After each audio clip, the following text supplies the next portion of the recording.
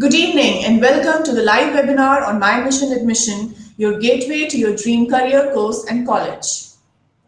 Examination blues. We have all experienced that, and our audience is, they may be experiencing that. So they are the feelings that we all have experienced at some point in our lives. Some of the common feelings before an exam include apprehension, tension, increased palpitation, breathlessness, increased or decreased appetite, disrupted sleep, blankness, fear of failure, and whatnot. While these feelings are very common, they interrupt one's concentration and attention and thereby impact one's grades. Hence, it is of utmost importance to deal with these negative feelings effectively. So here are some tips on effective studying that can help the student improve his or her grades and thereby their future. So in today's webinar topic on My Mission Admission, acing the examinations and beating the associated blues, we will talk about tips on effective studying, how to reduce the examination anxiety, dealing with negative feelings, etc. To put some light on this very important topic, we have with us Ms. Rashi Ahuja. Hi Rashi. Hi, Dee. So good evening, How are you? everyone. I'm very well. So Rashi is a psychologist, hypnotherapist, and chronic healer by profession. She carries a wide pool of experience of dealing with diverse range of clients. She specializes in counseling psychology and has worked with clients of all age groups starting from 2.5 years to 75 years. She not only has her roots strongly attached to the common schools of therapy, such as cognitive behavior therapy and psychoanalysis and behavioral therapy, but is also well acquainted with the newer schools of thought, such as cognitive analytical therapy, expressive arts therapy, and transactional therapy. However, she specializes in eclectic therapy, which is a blend of traditional and modern psychotherapies tailor-made to the needs of each client. Over the years, Rashi has dealt with a number of clients experiencing a wide array of issues, ranging from adolescent issues to depression to marital discord. She has worked in a number of renowned hospitals such as Artemis Hospital and Fortis Escorts Heart Institute. She is also a consultant psychologist with the Indian Air Force. Rashi has conducted a number of workshops on relationship and stress management with corporates and schools pan-India. With a vast experience, I'm sure she will be able to help the students who are experiencing those dreaded examination blues. So Rashi, let us get started with today's topic, acing the examination and beating the associated blues. Shall we? Sure. Let's begin. All right. So what is examination anxiety and how do we deal with it? Okay, so as we all know, that examination anxiety is a very common term which is used nowadays by everyone, and somewhere all of us at some points in our life have gone through examination anxiety. Now, coming to what examination anxiety really is, it is, in a layman's term, it is the fear about exams, excessive worry about exams, or apprehensions about being evaluated. So that is technically, if you go into the definition. Now comes the fact that do all share the same symptoms or do we have different symptoms? The common symptoms of exam anxiety could be having blankouts, just having sleepless nights, Right. having increased heart rate, poor attention and inability to concentrate, and having a constant fear of failing even before writing an exam. Some of the physical symptoms could be sweating, shortness of breath, palpitations, and many more. So this is primarily about what symptoms. Now, one may go through all of these symptoms or may have a series or one or two of the above mentioned symptoms. Right. Okay. So now these are some of the symptoms. Now, coming, I mentioned before that not everybody experiences the same symptoms, right? So what is it that leads to exam anxiety and what makes it different for every student who is experiencing anxiety? There are various factors which lead to examination anxiety, such as lifestyle, informations, studying styles, and psychological factors. Okay. Now, coming to each one of them and just mentioning about each one of them briefly, lifestyle would be the way a person lives. Okay. It could include the amount of rest a person takes, the nutrition levels, lack of exercise, lack of time management, and poor prioritization. These are common factors which lead to an individual or a student, to be more specific, having examination anxiety. Further, it could also be informational in terms of how much material do I have to study, when do I have exams, about basically being about updated about the coursework. That comes under informational. The other point that I mentioned was studying style. In studying style, it can common, it's a broad term which covers the way you study. It could be long hours of study, which could lead to anxiety. It could be lack of time devoted to study, or it could be studying in a place where there is a lot of noise. Right. Further, the last point that I mentioned was psychological factors. Some of the common psychological factors could be, as we all know that we all have different temperaments. So slight amount of anxious temperament could also be contributing to the psychological factors, leading to examination anxiety. Then it could be negative thinking, brooding, having a fearful temperament, and also some amount of family pressure, all of which combines to lead to examination anxiety. Right, right. That's very true, Rashi. And I'm sure, I hope not, but I think many of the students who are dealing with these factors must be really, really upset. Don't you think so? Absolutely. Yeah. So, you had just talked about, family pressures. So, how can students really avoid that? How can families avoid that, adding that pressure into the student's mind? I think somewhere a lot of awareness needs to be generated amongst the parents, because there is a tendency for most parents to see their children fulfill their dreams. A lot of people, especially in the Indian context, may have have a mindset like, if I didn't become an engineer, I want to make my child an engineer. If just because I could be a doctor, I would want my son or my daughter to become a doctor. Right. So these are some of the dreams which parents or other family members, for that matter, like to portray on their kids, which end up a lot of pressure, maybe outward pressure, which is said pressure, or inward pressure in a child. Not always do we see parents directly telling the child ki you have to get 90 to 95%. A lot of times the child also assumes this pressure, Okay. which is equally risky. So, what can a child do to, not assume this pressure? I mean, उसको कैसे पता लगेगा, and what can you do to really avoid that? First of all, I think the familial support is a very, very important factor here. In terms of telling the child, in terms of the family being around and telling the child it's okay even if the child does not get good marks. Right. Secondly, the child needs to be aware that its examination is just a part of very, very small fraction of your life.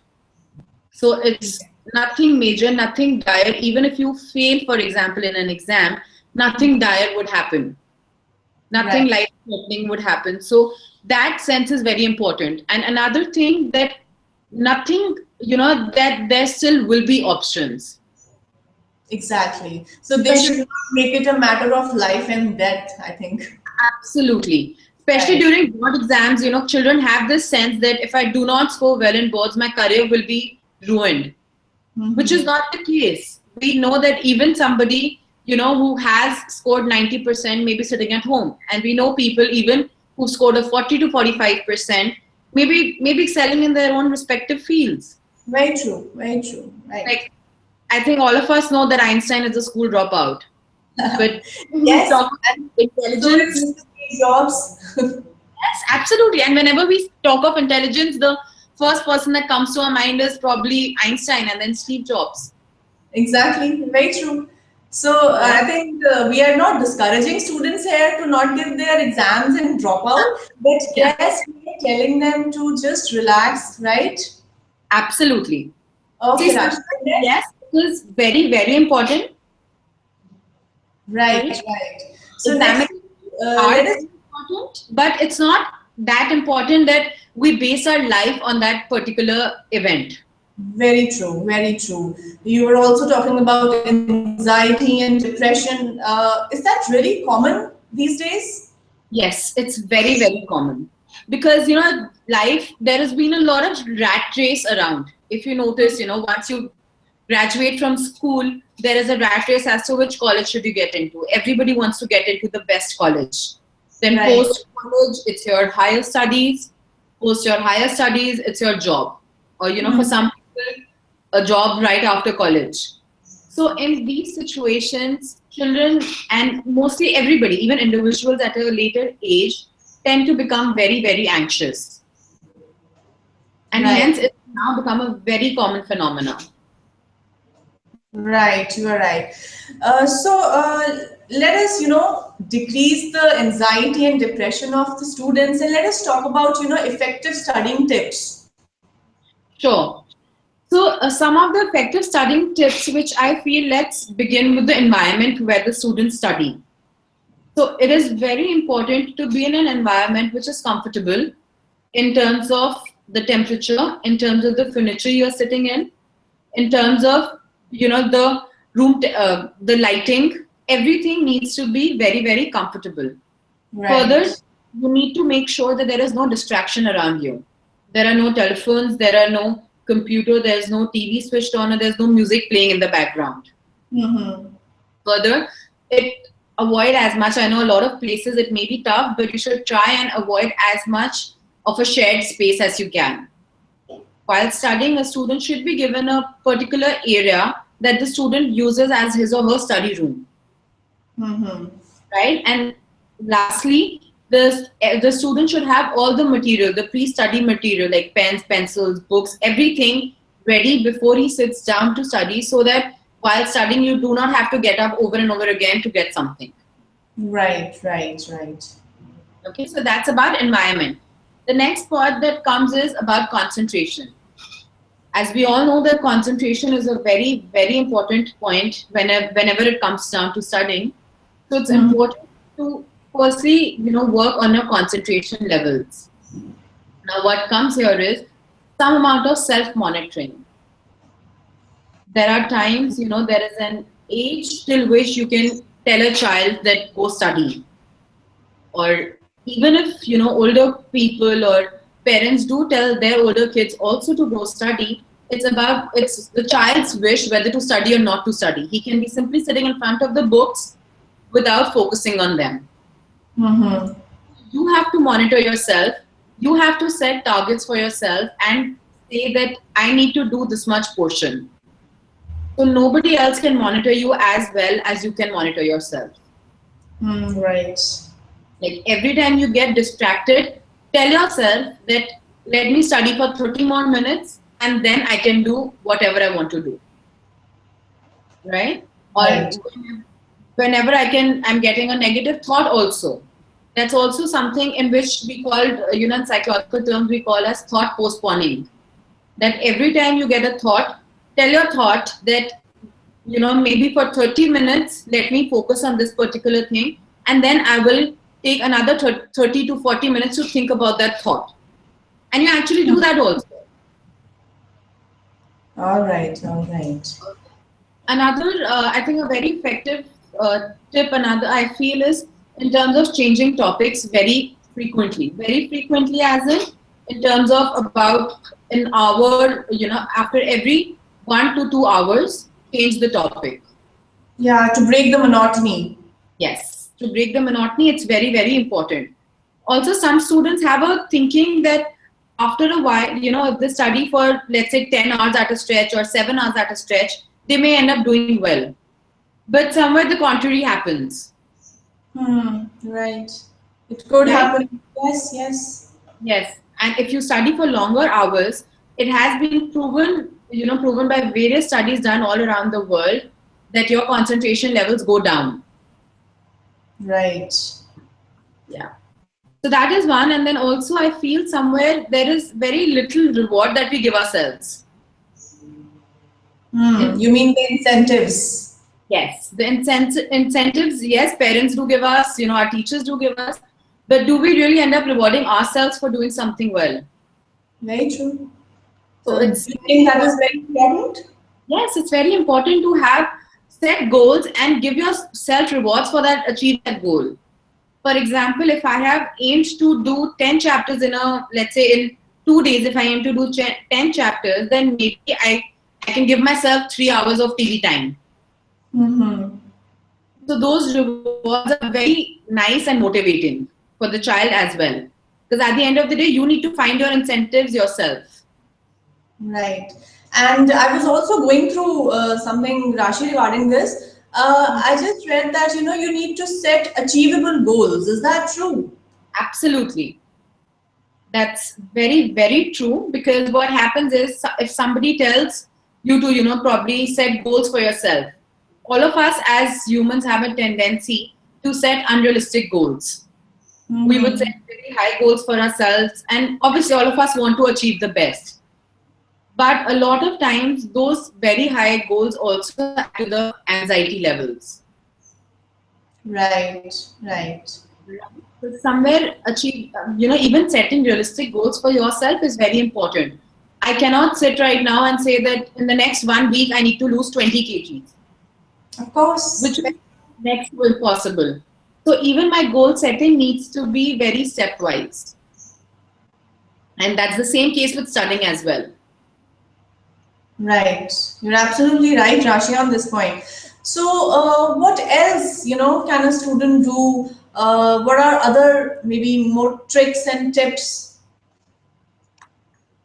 Okay, some of the tips very important I feel is something knowing your learning style. All students have different learning styles. Like for Mm-hmm. example, some child may be a more visual child, some child may be a more oral child, some person may be more kinesthetic. Now the Right. difference being that all of us learn differently, and which I think all the students need to identify themselves. For example, do I learn better by listening to a lecture, or do I learn better by looking at a video? Mm-hmm. So, and those are the techniques you need to incorporate in your learning style. For example, somebody who likes to see more of visual images, he would learn better by using colorful highlighters, Mm-hmm. by drawing flowcharts, by looking at diagrams, and by looking at probably pictures of certain colorful pictures which attract attention. Exactly. Maybe that is the reason, a lot of people are coming with visual, feedbacks, and a lot of video programs are done, carrying on the internet, so that, to aid learning better. Yes, yes, which is why also nowadays classrooms also are, teachers also use different materials. You Exactly. know, just there's no classroom, I think, at least I don't know of any which has only a lecture method. Very true. They either use a blackboard or a whiteboard, or nowadays even for the younger kids they started having audio visuals. They started showing videos, because different children adapt differently to different situations and different modes of learning. Right, right. So that's why there are many aids these days for, teaching. Yes, absolutely. So while the schools and the colleges are doing their best to incorporate all of them, it's very important for the kids also to identify what helps them the most. What is it that gives them the most? What is that helps them learn the most? Is it is it looking at somebody? Is it watching a video? Is it touching something and seeing for themselves? Very true, very true. Rashi, I have a question from a student. He Hmm. says, I'm a music fan, so while Hmm. listening to music, my concentration is there. But Hmm. while studying, I'm unable to concentrate. So he's Okay. like, help me. That is also because that the music is a motivating factor for the child. Music is a passion for the child. So yes, while the child enjoys music, it is not necessary that the child has a learning style also, that he has to, that like his studying style is not oral. It's not important. Versus if he does feel that he has an oral learning style, he should try probably, learning while reading out aloud, learning Mm-hmm. while discussing with somebody. So those are things, because if his oral powers are more strong versus his other visual powers, then probably he could try talking at somebody or trying to explain it to someone, or imaginary explain it to an imaginary person. Right. And also, is it possible, that somebody has developed this style over time while they're Yes. listening to music, they start concentrating more, and maybe, it helps them block the other sounds around them, and, this way they can concentrate better? While most of this is innate, very Mm-hmm. less gets developed later on. But yes, in a lot of cases, you can say it in a different way. You can say it probably that you identify it over a period of time. Exactly. And maybe you can develop it further. Yes, you can further enhance your skills. Exactly. All right. And there's another question. I'm an average student and I have tried various tuition classes but have been unable to grasp a lot of concepts. So, how do I learn them? Okay. So you need to try and break down most of your concepts and try and understand as to what is the subject matter about. So there is a very internationally renowned technique called the SQ3R technique. Okay, where S stands for survey, Q stands for question, and 3R stands for the 3Rs, which is read, write, and revise. So what happens is you first survey what is there in a chapter. Mm-hmm. Open your book like a layperson, then see what's inside the chapter. Then you go on to the next section, which is the question. Every heading, read every heading as a question. For example, if they say that, there's photosynthesis is the heading, you can probably ask yourself a question that what is photosynthesis? Write down questions next to every heading. Then you come down to reading. Then read the chapter entirely. Post you read the chapter, go back, review, and see whether your questions are being answered. The questions that you wrote as a heading, that is like, for example, what is photosynthesis?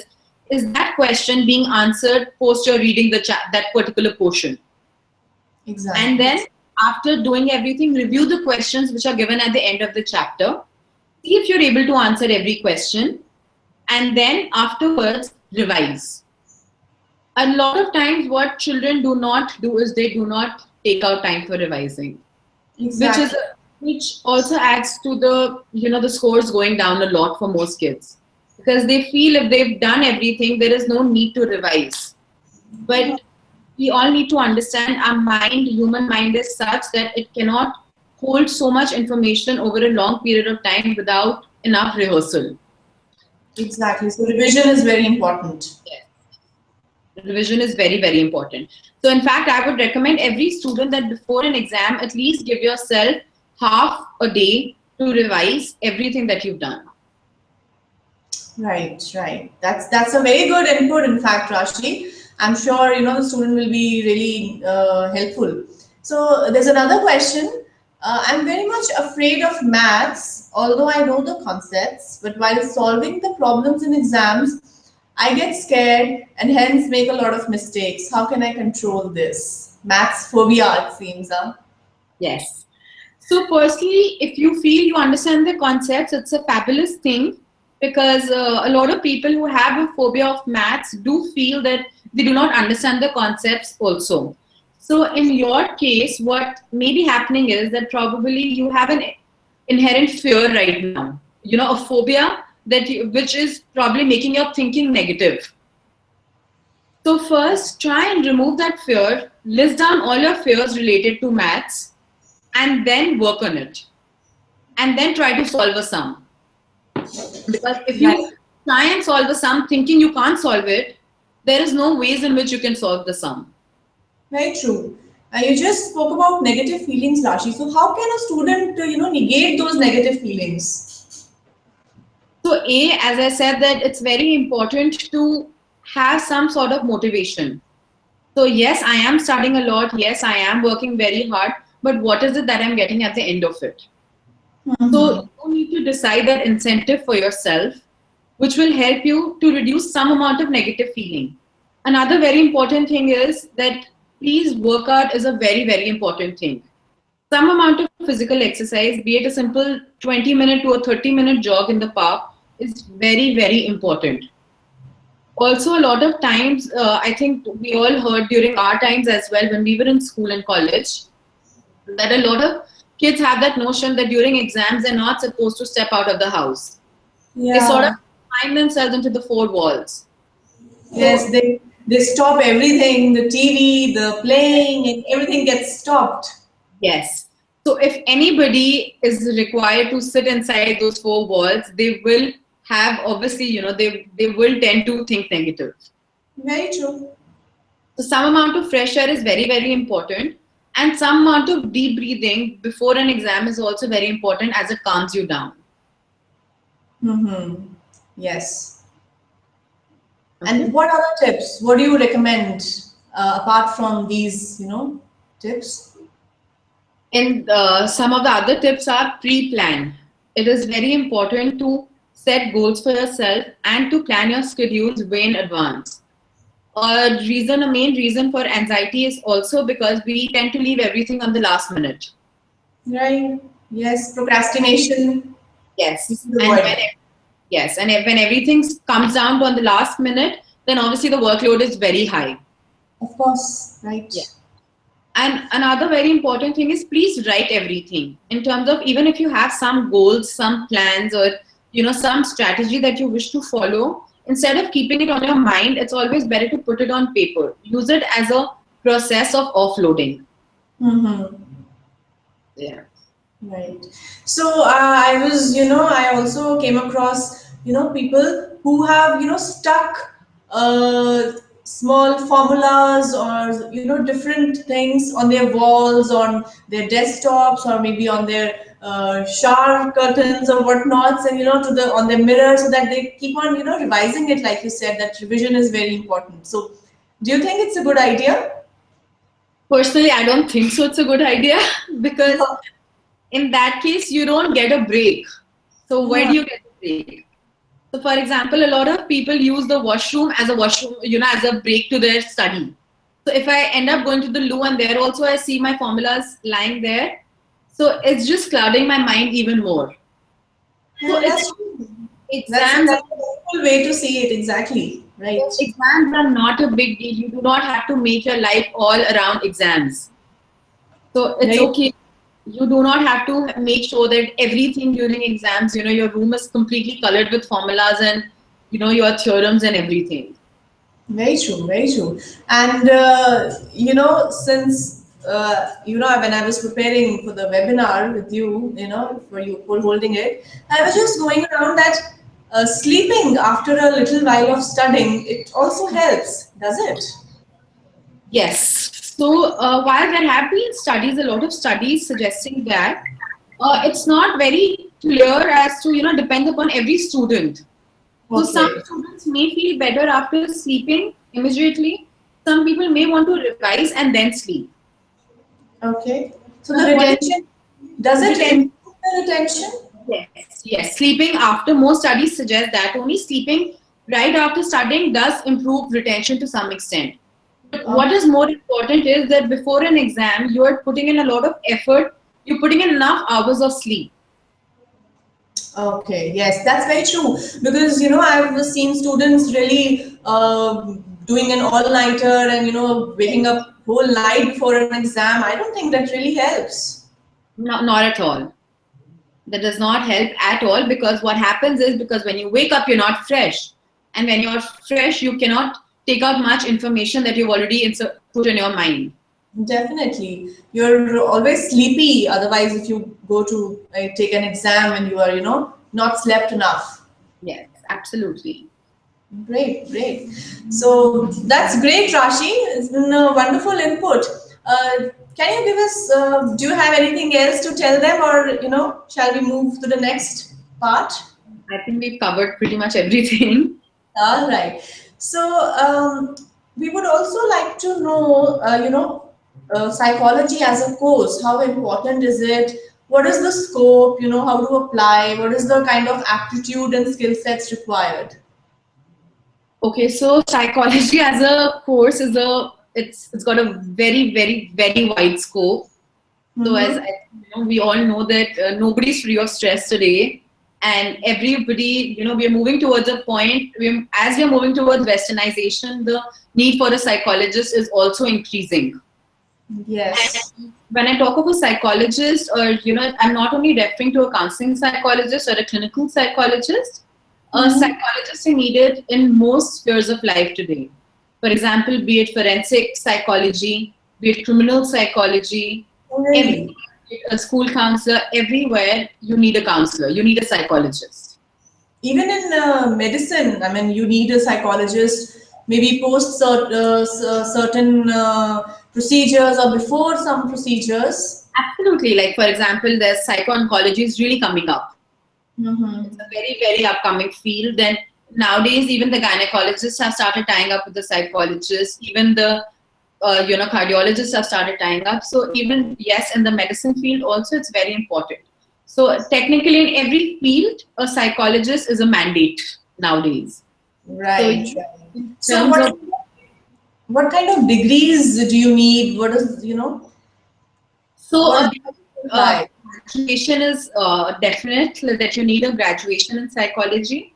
Then, Mm-hmm. however, most colleges, especially in India and even abroad, allow people to do masters even if they have one particular course in in psychology versus doing a complete honors. Okay.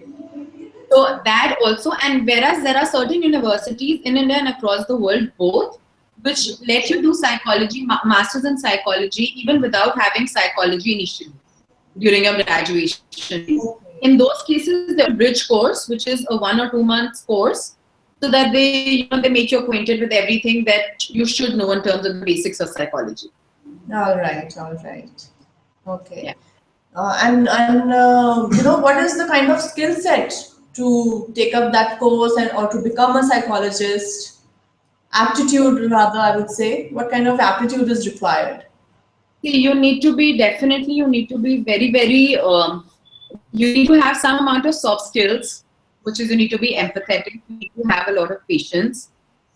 You need to, you need to love humans, you need to love people to be, because it's a very client facing role that you, Definitely, a totally client-facing role. yes.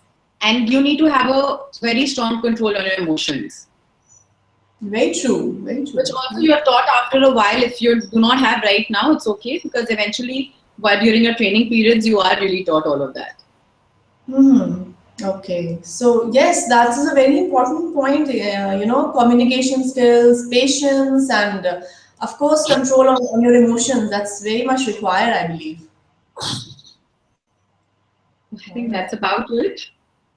That's great, Rashi. Thank you so much, and I'm sure our audience will be greatly benefited from it, and Thank I'm you. sure the students will be benefited from it. The exams are approaching, and there must be jitters all around, but I'm sure they must have been calmed down now. Thank you Thank, so much, Rashi. Thank you for your time. thank you. I hope I managed to help at least a few kids. Of course, you would have. Thank you so much. Thank you. Bye bye. And thank you, audience, for being such nice viewers. And just keep on engaging on the platform mymissionadmission.com for more such webinars on great topics. Thank you so much. Have a nice day.